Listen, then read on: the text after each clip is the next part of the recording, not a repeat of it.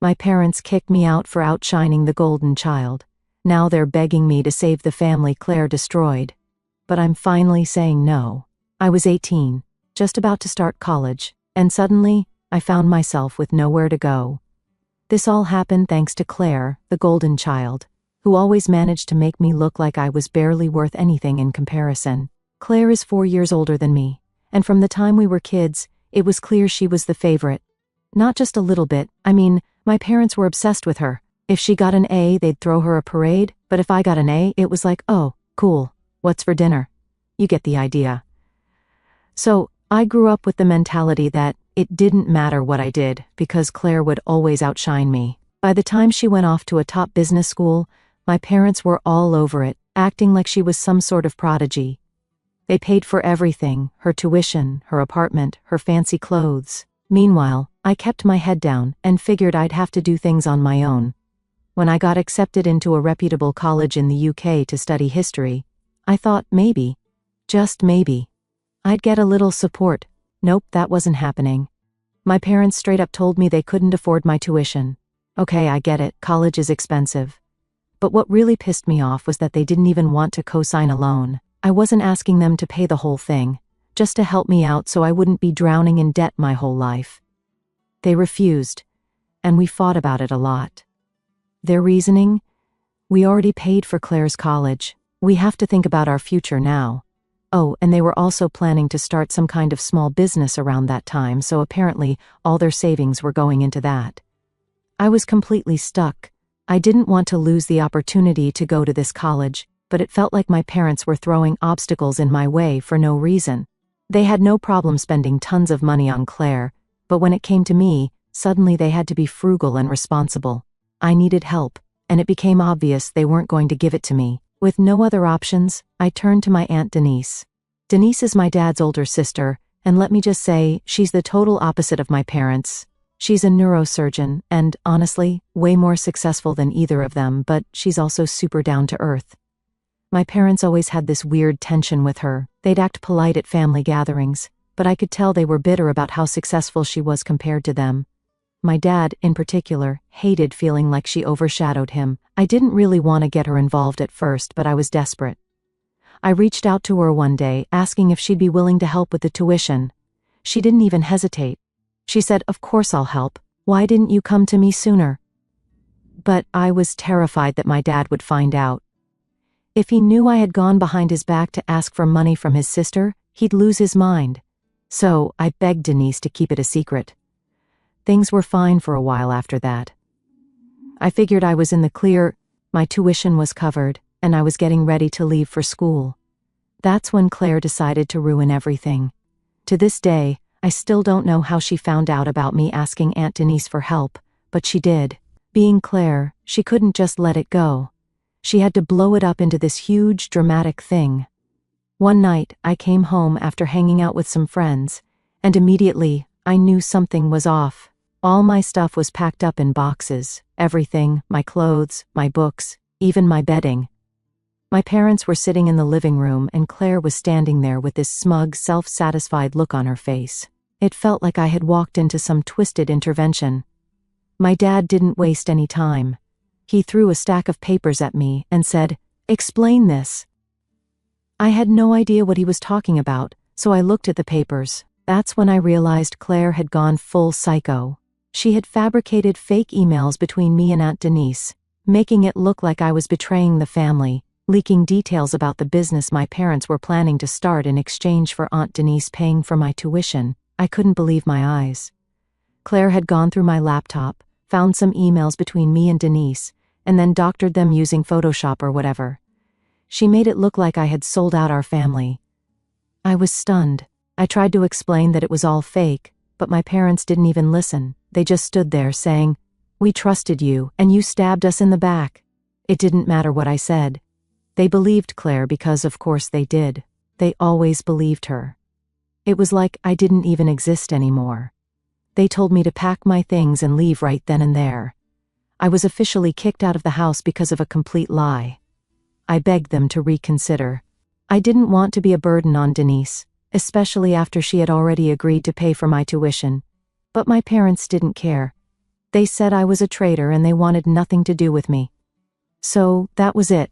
I left with nothing but the clothes on my back and a few boxes of my stuff, and I moved in with Aunt Denise. Honestly, I don't know how I would have survived if it weren't for her. She took me in without a second thought and treated me like actual family, something I hadn't felt in years. While my parents were busy worshiping Claire and focusing on their future business, Denise was the only one who really cared about me. For that, I'll always be grateful. But to this day, I can't shake the memory of that night, walking into my house and seeing all my stuff packed up, my parents staring at me like I was a criminal, and Claire standing there with that smug look on her face, knowing she had won. So, there I was, kicked out of my own house, standing on Aunt Denise's doorstep with my life in boxes. I was still processing what the hell had just happened. It felt like a bad dream. I mean, how do you go from thinking you're part of a family to being homeless in one night? The whole thing was so surreal, but at the same time, I couldn't say I was that surprised. My parents had always made it clear that Claire came first, but I guess I never thought they'd take it this far. Denise, being the angel that she is, welcomed me with open arms. She didn't ask a million questions, she didn't pry, she just saw that I was hurting and told me that her house was my house for as long as I needed. That kind of kindness hit me right in the gut because I realized right then that I had never felt anything close to that from my own parents. So, I moved in with her. It was strange at first, waking up in her guest room, looking around at a house that wasn't mine. But over time, it started to feel more like home than the place I grew up in ever had. We started getting closer, talking more about everything. Turns out, Aunt Denise knew a lot more about my parents and their nonsense than I ever realized. She'd been keeping her distance from them for years, only showing up to family events because she felt obligated. She told me something that blew my mind. Apparently, my dad's grudge against her started way before I was born. Denise had always been more successful. She went to med school, got married to a great guy who unfortunately passed away young, and was living her life. Meanwhile, my dad was doing okay. But every time they met up, he'd get weirdly competitive. Denise said their relationship basically became a game of who could look better to the rest of the family. But instead of just being proud of his sister, he resented her. It wasn't just career stuff. My dad felt overshadowed in every way, financially, socially, everything. I guess that jealousy bled over into how he treated me. Denise had figured all this out years ago but kept quiet, because she didn't want to make things worse for me. Now that I was living with her though, she told me everything. It was like she was trying to fill in all the gaps in my life that I hadn't been able to make sense of before. Why my parents never seemed to care about what I did. Why they always bent over backward for Claire. It all boiled down to some weird family dynamic that I didn't even know existed. Living with Denise was great, but I couldn't completely relax.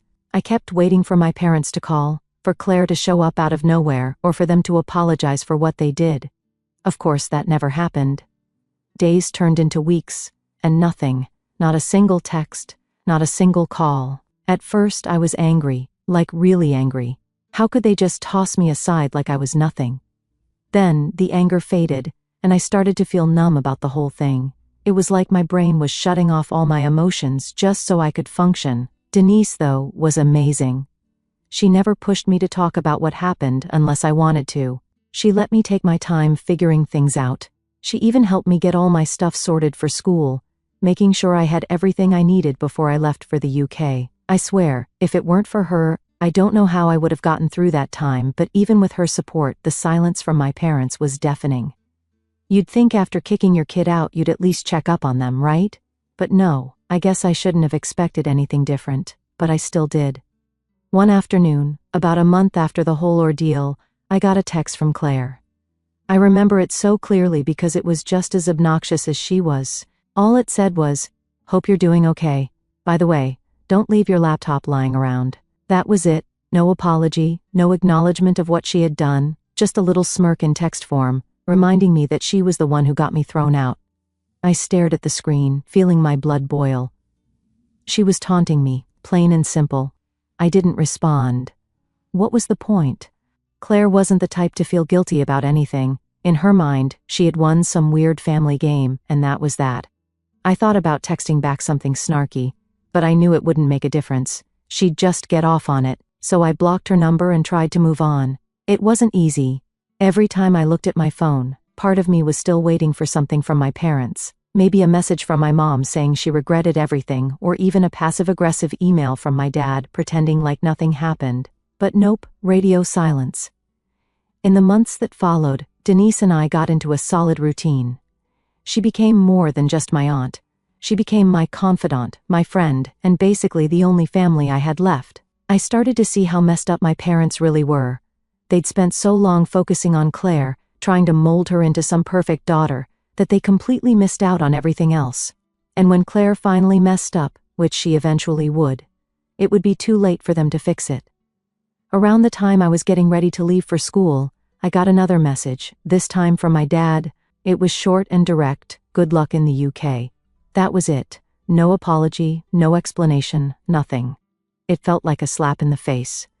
After everything, all he had to say was good luck. I didn't even know how to respond, so I didn't. I just deleted the message and tried not to think about it. The day I left for the UK, Denise drove me to the airport. She hugged me and told me how proud she was, how she knew I'd do great things. It was the first time in my life that someone in my family had said those words to me, and it hit me harder than I expected. I got on that plane feeling like I was leaving more than just my home behind. I was leaving behind the part of me that had always tried to seek approval from my parents. From that moment on, I decided I didn't need them anymore. I had Denise, I had my future, and I had myself. If they wanted to reach out, fine, but I wasn't going to waste any more energy chasing after people who clearly didn't care about me. I was done. So life in the UK was going great. I settled into college, made some friends, and for the first time in years I wasn't constantly thinking about my family. I won't say I forgot about them. I don't think that's possible. But they definitely weren't on my mind as much anymore. I was focused on my studies, figuring out my future, and just trying to enjoy life without the drama that came with living under my parents' shadow. But of course, just when things were going smoothly, something had to come and mess it up. I finished college and came back to my city. I found a very good, high-paying job. Then, I got a call from my mom. Yeah, my mom. The same woman who hadn't spoken to me since the day they kicked me out. It was totally unexpected. I was sitting in my dorm room, going over some notes for a paper, when my phone buzzed. I saw her name pop up, and for a second, I thought I was seeing things. I stared at the screen, my mind racing. Should I answer it? Ignore it? After everything that had happened, why would she be calling me now? I let it ring a few more times and then, against my better judgment, I picked up. Hello? I said, trying to sound calm even though my heart was pounding. There was a pause on the other end, like she wasn't sure what to say. Finally, she spoke. Hi, it's your mother. No kidding, who else would it be? I didn't say that, though. I just stayed quiet, waiting for her to explain why she was calling after almost 2 years of nothing. She hesitated again and then, out of nowhere, said, We need to talk. I couldn't help but scoff. Now she wanted to talk? After everything? It was so typical of her. But even though I was annoyed, a part of me was curious. What could possibly be so important that she was reaching out after all this time? About what? I asked, keeping my tone as neutral as possible. Your father and I, we want to see you, she said, stumbling over her words like she was trying to figure out how to phrase it right. I could already tell where this was going. They didn't actually want to see me because they missed me or felt bad for kicking me out. There was something they needed, and I had a pretty good guess about what it was. I sighed, leaning back in my chair. Why? I asked bluntly. She didn't answer right away, which pretty much confirmed my suspicions. When she finally did speak, her voice was quieter, like she was trying to sound all motherly and concerned. Your dad and I, we've been going through a hard time. Things haven't been easy since the pandemic. There it was, the real reason behind the call. It was exactly what I thought, money problems. I hadn't heard much about their business since I left, but I knew it wasn't doing well. Denise had mentioned something in passing about how their shop wasn't thriving the way they had expected, and with the pandemic it made sense that they'd be struggling. But I wasn't going to jump in and save them, not after everything they had done to me. Okay, I said, my voice flat. I wasn't about to make this easy for her. Your sister Claire, she's been managing things for us, but... She started, and that's when I cut her off. Let me guess, I said. already knowing where this was headed. Claire screwed it all up. There was a long pause on her end, which was answer enough. Of course Claire had messed it up. I don't know why they were surprised. She was always more interested in looking good than actually doing the hard work. They had put all their faith in her, and now it was backfiring. My mom let out a shaky breath. Things haven't been going as planned, she admitted. And we need help. I laughed. I couldn't help it. After everything, after throwing me out, cutting me off, letting Claire walk all over me. Now they wanted my help? The audacity of it all was unreal. Unbelievable, I muttered under my breath. What's so funny? My mom asked, sounding genuinely confused, like she couldn't understand why I wasn't jumping at the chance to swoop in and save the day. You're serious? You actually think I'm going to help you? I said, my voice rising. I could feel the anger bubbling up, all the emotions I'd been pushing down for the past 2 years coming to the surface. We're your parents, she said, her voice wavering. We made mistakes, but we need you. I shook my head, even though she couldn't see me. You didn't just make mistakes, Mom. You kicked me out of the house. You believed Claire's lies over your own son. You haven't spoken to me in years and now you need me. And suddenly I'm supposed to drop everything and come running? She was quiet after that. I could tell she didn't know what to say. She probably wasn't used to me standing up for myself like this. Back when I was still living at home, I would have just gone along with whatever they said, hoping it would keep the peace. But not anymore. I had changed, and I wasn't going to let them walk all over me again. Finally she spoke, but her tone had changed. She wasn't trying to be all soft and caring anymore. Now she sounded irritated, like she couldn't believe I was being so difficult. We're still your family, she said sharply. You owe us at least that much. That was it. That was the final straw. I didn't owe them anything. In fact, they were the ones who owed me an apology, for starters, but I wasn't holding my breath on that one. I don't owe you a damn thing, I said, my voice cold. If you need help, go ask Claire. She's your golden child, remember? Without waiting for her to respond, I hung up the phone. My heart was pounding, and my hands were shaking, but I felt a strange sense of relief. I had finally said what I needed to say. They could figure out their mess on their own. I wasn't going to be part of it. That night, I called Aunt Denise and told her what happened. She wasn't surprised at all. They've been relying on Claire for years, she said. It was only a matter of time before it all caught up to them. We talked for a while, and by the end of the call, I felt even more certain that I'd made the right decision. My parents had chosen Claire over me, and now they were paying the price. As harsh as it sounded, it wasn't my responsibility to fix their mistakes. For the first time in a long time, I felt free. I didn't need their approval or their acceptance. I had my own life now, and I wasn't about to let them drag me back into their toxic mess. I had done my part by surviving their betrayal. Now it was their turn to deal with the consequences. Update 1. I thought I was done with all the family drama after that phone call with my mom. Honestly, I felt pretty good about how things went. I had finally stood up for myself and made it clear that I wasn't going to be their safety net. I figured they'd just give up and go back to depending on Claire. But I underestimated my sister's ability to stir the pot. Of course, Claire wasn't going to let me get away that easily. It was about 2 weeks after the call with my mom when something weird happened. I was having a pretty normal Saturday afternoon, just cleaning up around my place, when I heard a knock on the door. Now, I don't really get visitors. I live alone, and most of my friends know to text before they come over, so I was a little confused. I peeked through the peephole, and guess who was standing outside? Yep, Claire.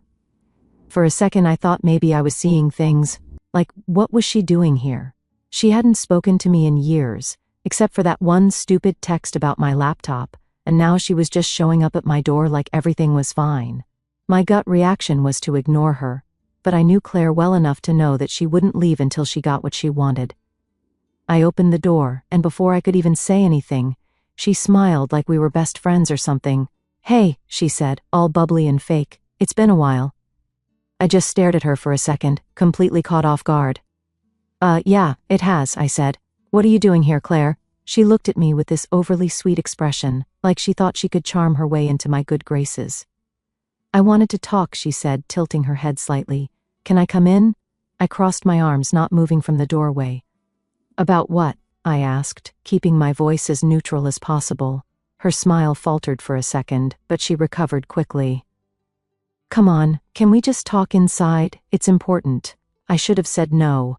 I should have just told her to leave right then and there. But my curiosity got the better of me. I stepped aside and let her in, though I didn't bother making her feel welcome. I didn't offer her a seat, and I didn't ask if she wanted anything to drink. She was lucky I was even letting her into my space after everything she'd done. She walked in and looked around, like she was taking in the place. Nice apartment, she said, like she was trying to make small talk. I didn't respond. I wasn't here for pleasantries. Okay, Claire, I said, getting straight to the point. What do you want? She sighed dramatically, like she was already exhausted from whatever game she was playing. Mom told me about your conversation, she said, folding her arms. She's pretty upset, you know. I raised an eyebrow. Upset? She kicked me out of the house, Claire. What exactly does she have to be upset about? Claire rolled her eyes, like I was the one being unreasonable. Look, I'm not here to rehash all that. We both know you've always been difficult. I almost laughed at how casually she said that. Difficult? I repeated. Are you serious right now? You fabricated emails to get me kicked out of the house. That's difficult? She waved her hand dismissively. That's ancient history. I came here because I want to make things right. I blinked, unsure if I'd heard her correctly. You want to make things right? I asked, skepticism dripping from every word. Yeah, she said, nodding like this was the most reasonable thing in the world. I know things got complicated with the family, and maybe I overreacted back then, but I think it's time to put all that behind us. I couldn't believe what I was hearing. You think you overreacted? I said, struggling to keep my voice even. Claire, you destroyed my relationship with our parents. You lied about me, manipulated them, and now you're standing here like none of that matters anymore? Her smile faded a little, and I could see that she was getting frustrated. I didn't come here to argue, okay? I came because I need your help. Ah, there it was, the real reason she was standing in my apartment. Of course, Claire wasn't here to apologize or make amends. She needed something from me. I felt my jaw clench as I stared at her, waiting for her to continue. I've been trying to keep the business going, she said, finally dropping the fake sweetness. But it's been really hard. The pandemic hit us pretty badly, and I'm doing everything I can. But it's not enough. Mom and Dad don't want to admit it, but we're on the verge of losing everything. I crossed my arms, not feeling an ounce of sympathy. So, let me guess, you want me to help bail you out? Claire shifted uncomfortably.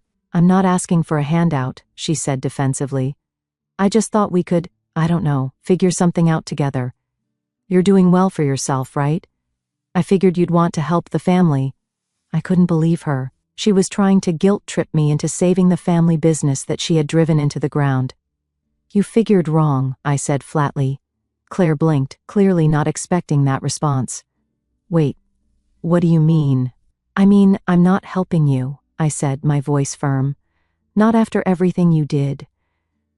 You ruined my life, Claire. You turned my own parents against me, and now that you're in trouble, you think I'm just going to forget all of that and jump in to save you? No. She stared at me, dumbfounded. For the first time in her life, Claire didn't seem to know what to say.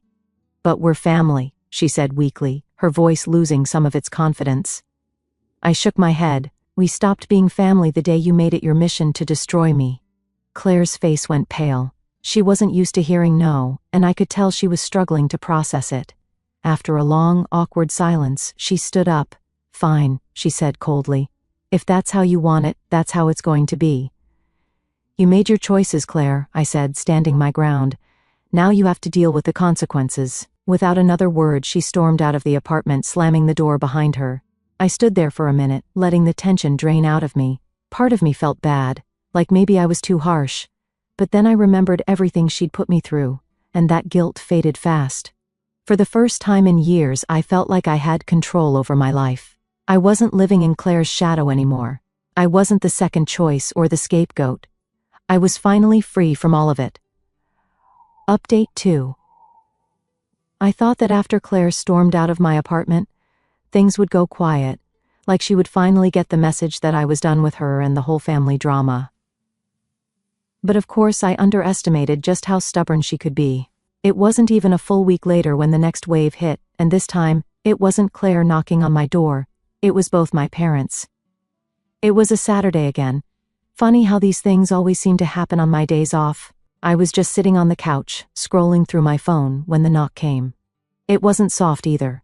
It was one of those heavy, insistent knocks that tells you whoever's on the other side isn't leaving anytime soon. I got up, already having a feeling about who it might be, and when I opened the door, there they were, my mom and dad, standing together like some kind of united front.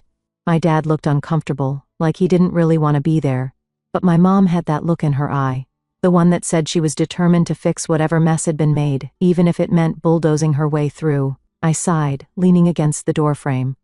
"What do you want?" My mom gave me a strained smile, trying to keep things friendly, I guess. "Can we come in and talk? We need to sort some things out." I was tempted to slam the door in their faces, but part of me figured that if I didn't let them in now, they'd just keep showing up. So, with an exaggerated sigh, I stepped aside and let them in. They walked in, glancing around the place like they were expecting something more than a basic apartment. My dad stayed quiet, but my mom went straight for the couch, sitting down and patting the seat next to her, like I was some little kid she was trying to console. "I'll stand," I said flatly, crossing my arms. "All right," she said with a tight smile. "Look, we know things have been difficult between us."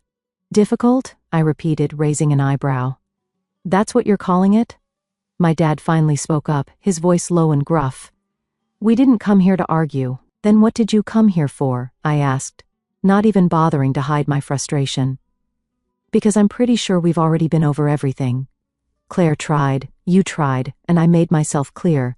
I'm not helping." My mom's smile wavered a little. She probably wasn't used to me talking back like this. "That's not why we're here," she said, leaning forward slightly. "We're here because we want to apologize." I almost laughed. Apologize? For what, exactly? Kicking me out? Believing Claire's lies? Or was it that you didn't even bother checking in on me for 2 years?